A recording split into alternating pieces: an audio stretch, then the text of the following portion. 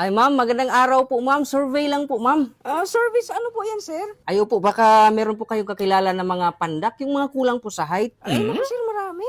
Ay, tamang-tama po kasi meron pong bagong programa ngayon na yung ating barangay. Si Kapitan po ay mamimigay ng ayuda. Ganun ba? Oo po, ito po yung matatanggap na ayuda. Halimbawa po yung mga pandak na malakas ang topak, meron po silang matatanggap na 20,000 per month. Tapos yung mga pandak naman na maldito at matatapang, 30,000 per month naman po.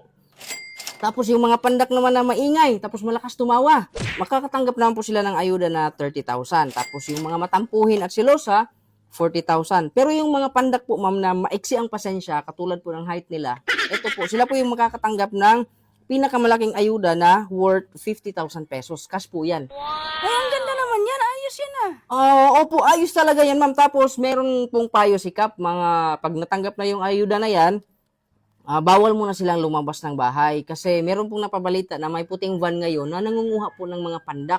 Baka po kasi mapagkamalan sila ng mga bata. Ay, oo nga, no? Opo. Yan po yung una. Ano pa yung iba? Tapos pangalawa po, bawal din po muna silang magpayong. Bakit Kasi naman? sa panahon natin ngayon, baka, siyempre tag-ulan na, baka mapagkamalan po sila ng mushroom na naglalakad. Ganun ba yan? Opo, Sige, sige.